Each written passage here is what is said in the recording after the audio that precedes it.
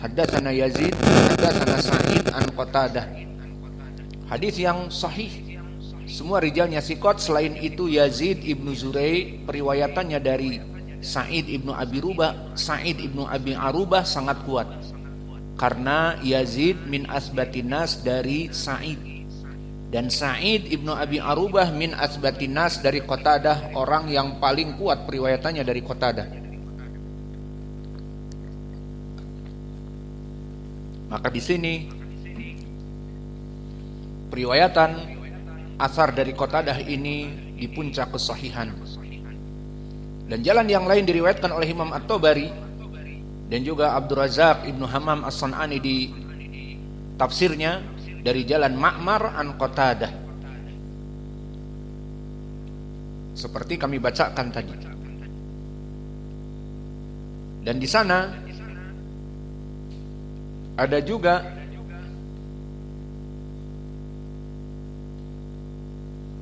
tafsir dari salaf selain dari Qatadah tentang ayat ini.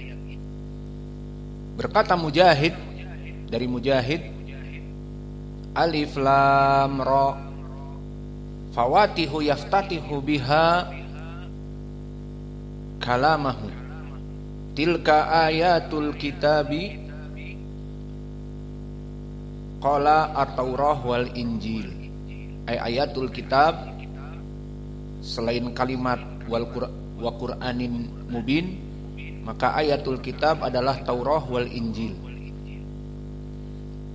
Namun sayang asar ini dhaif. Diriwayatkan oleh Imam At-Tabari dari jalan Al-Musanna, haddatsana Abu Nuaim wa huwa Fadl ibnu Dukain, haddatsana Sufyan an Mujahid. Tulis di sini faidah. Sufyan di sini Ats-Tsauri imam, an Mujahid, dan Mujahid imam muhaddis, muridnya Ibnu Abbas. Maka semua jalannya di sini semuanya thiqat. Abu Nuaim Fadl ibnu Dukain, gurunya Imam Al-Bukhari, imam. Fadl ibnu Dukain, imam. Dulu Imam Ahmad dan Yahya ibnu Ma'in berani mencoba untuk menguji hafalannya di saat dia mendatangi Imam Agung Abu Nuaim Fadl ibnu Dukain. Kemudian yang paling berani Imam Yahya ibnu Ma'in memberikan beberapa hadis yang sengaja sanadnya diputar dengan matanya kepada sanad-sanad yang lain. Kemudian ditanyakan kepada Abu Nuaim Fadl ibnu Dukain dan dia mengembalikannya dengan baik. Namun setelah itu Fadl ibnu Dukain, Abu Nuaim mengetahui bahwa Yahya bin Ma'in dan Imam Ahmad itu ingin mengetesnya, diberikan sanad dengan hadis yang berbeda, dibacakan kepada Fadl ibnu Dukain. Maka Imam Muhaddis di sini tahu, setiap jalan hadis dia tahu dan lafadznya dia tahu. Maka setelah dia mengembalikan jalan yang benar, sanad itu dengan matan yang benar, barulah dia menyadari bahwa Yahya ibnu Ma'in mencobai dia, mengetes dia. Akhirnya dia marah dan ditendangnya Yahya ibnu Ma'in. Maka di sini adab kepada seorang guru, berani mengetes dan sebagainya. Marahlah Abu Nuaim. Maka di sini semua sanadnya imam. Sufyan Ats-Tsauri imam, Mujahid muridnya Ibnu Abbas imam. Namun jadi penyakit sanad ini menjadi dhaif karena Sufyan Ats-Tsauri tidak pernah mendengar dari Mujahid, cut off, disconnected, munqati', tidak mendengar. Dari mana kita mengetahui permasalahan si fulan disconnected, si fulan cut off, terputus dari gurunya? Pertama dari nas para ulama, dari ahlu jarhi wa ta'dil, dari ahli hadis, ahli ilal, ahli penyakit hadis, dokternya hadis. Seperti para dokter, hanya dengan stetoskop yang biasa digantung di leher Dia mengetahui ini penyakit demikian dan penyakit demikian tanpa dibutuhkan kepada pemeriksaan laboratorium, mulai dari periksa darah, periksa urin, periksa feses, periksa BAB, atau tanpa dengan USG. Apa USG? University South South Germany. USG ultrasonography, ataupun tanpa kepada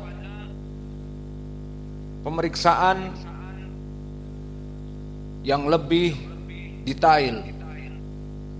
Dia mengetahui bahwa ini hanya sekedar sakit dalam demikian dan demikian. Dengan stetoskopnya coba bernapas,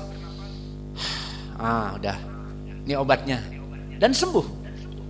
Tidak kita berpikir ini batuk rejan sudah hampir 1 bulan, batuknya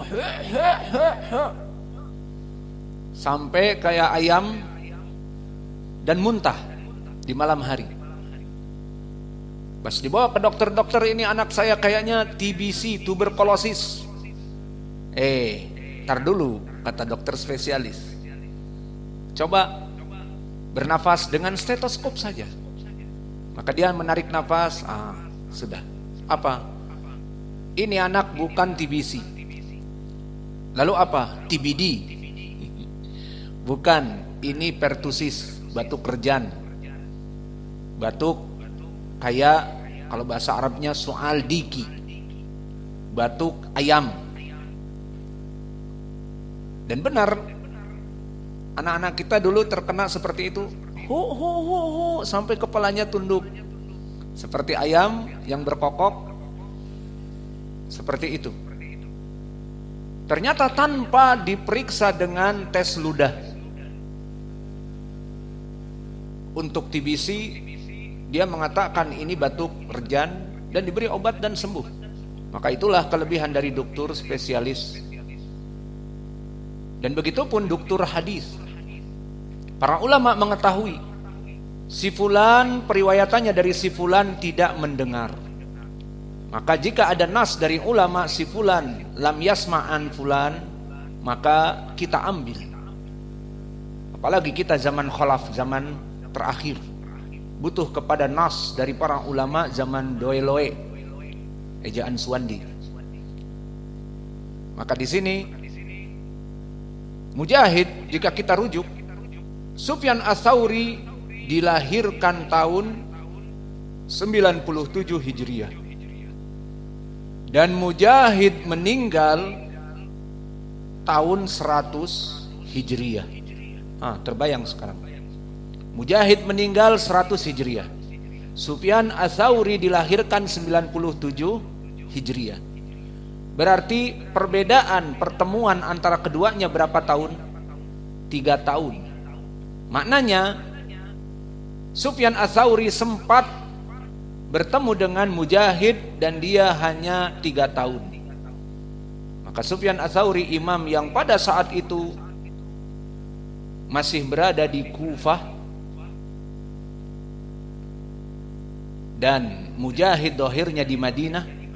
Apakah dalam waktu umur 3 tahun Sufyan Ats-Tsauri safar menuntut ilmu ke Madinah dengan pampersnya misalnya? Maka di sini rahimahullah, dohirnya Sufyan Ats-Tsauri imam yang agung ini tidak bertemu dengan Mujahid. Dari mana kita mengetahui? Tadi yang pertama dari nas para ulama, dan yang kedua dari tarikh, dari kapan dia mendengar atau tidak. Dan itu yang dipakai oleh para ulama di zaman dulu dalam menetapkan si fulan yasma an fulan, si fulan yasma an syaikhihi atau tidak. Pertama dari nas para ulama yang mengetahuinya, dan dari tarikh. Dan ini hanya sekedar intermezzo karena berita ini sudah tersebar. Di sana ada dari kelompok pengikut Dzulqarnain yang diistilahkan dengan MLM, dari Buton, Mustafa. Murid-muridnya bersikukuh bahwa Mustafa Al-Butani, teman kita dulu di Degolan, muridnya Ustaz Ja'far. Dan dia juga ke Damaj. Murid-muridnya semuanya mengakui dan menyebarkan bahwa dia muridnya Syekh Mukbil, duduk dengan Syekh Mukbil. Berita ini kita tahu dari Ustadz sebelah kita, Abu Taubah hafizahullah. Dia menelpon saya dan menanyakan, ingat Mustafa Al-Butani? Iya.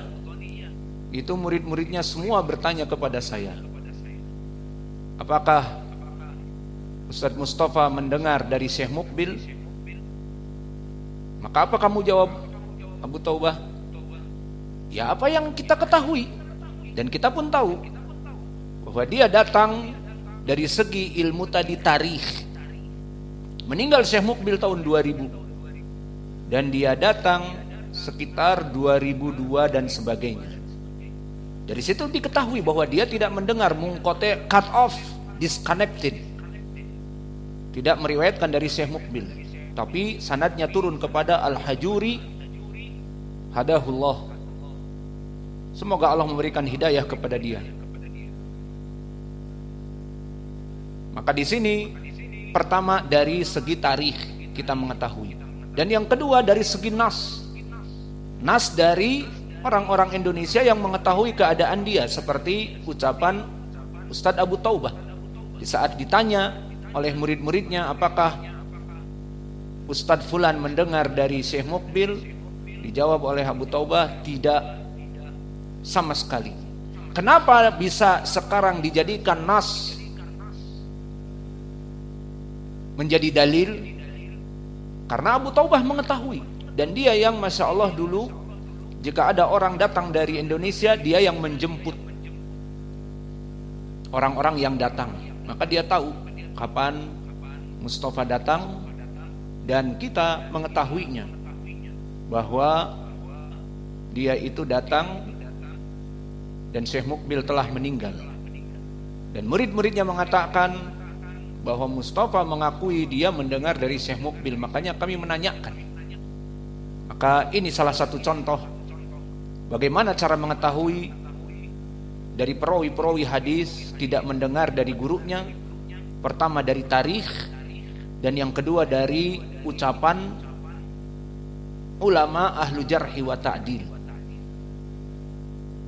Maka seperti periwayatan Ali ibnu Abi Thalhah dari Ibni Abbas. Maka Ali ibnu Abi Thalhah meriwayatkan dari Ibnu Abbas banyak di tafsir At-Tabari. Sering kita ulang. Riwayat Ibnu Abbas kebanyakan dari Ali ibnu Abi Thalhah. Dan juga dari silsilah Al-Aufiyin dan yang lainnya. Maka riwayat Ali ibnu Abi Thalhah meskipun dia thiqah, namun berkata Duhaim, seorang muhaddis yang mana dia juga sezaman dengan Abu Hatim, Abu Zur'ah Ar-Razian, mengatakan lam yasma min Ibni Abbas at-tafsira.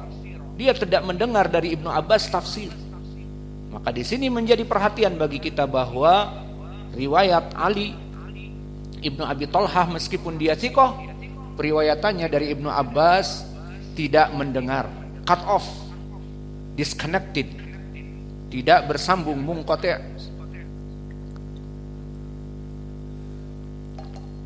Maka ini contoh dari permasalahan hadis yang dhaif dikarenakan terputus meskipun dohirnya sihah.